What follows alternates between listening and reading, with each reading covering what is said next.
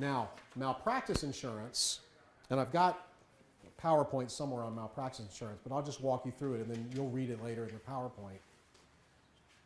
As you know, malpractice insurance pays if you're sued for malpractice, which means you make a mistake or you make an intentional wrongful act having to do with a patient's care. And malpractice insurance will normally have limits of liability, which are, by Florida law, have to be at least $250,000 per situation, $750,000 aggregate, so you could screw up 3 times every year, and the carrier could have to pay for up to 3 patients at up to $250 per patient. It's safer to have more malpractice insurance, which we're going to talk about later. When you buy malpractice insurance, it's normally what's called a claims-made policy, which means that while you're paying the premium, if someone files a claim against you, then the carrier will cover the claim.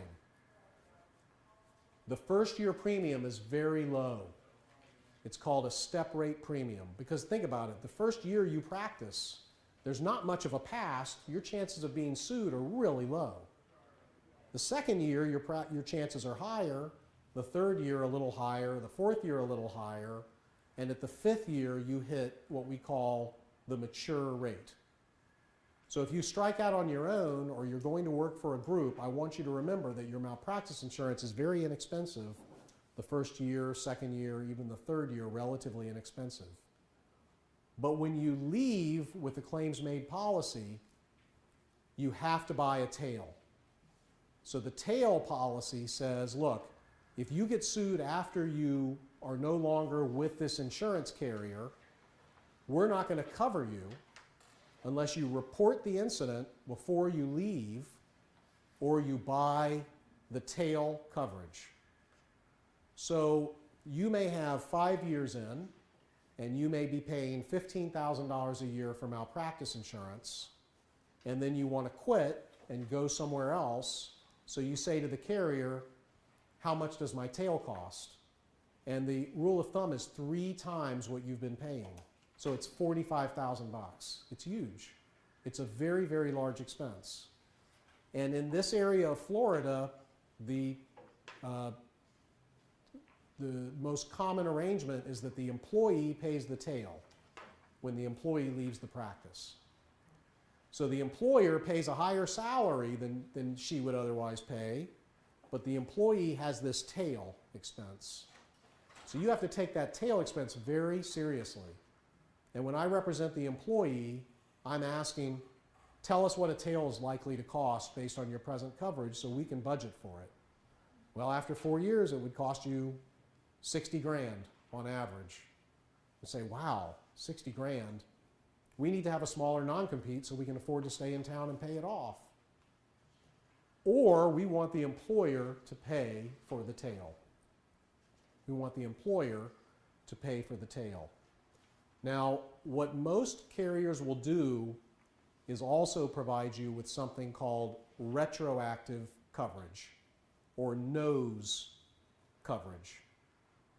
And with retroactive coverage, what happens is I'm with carrier for 5 years, and then I'm going to go to another practice.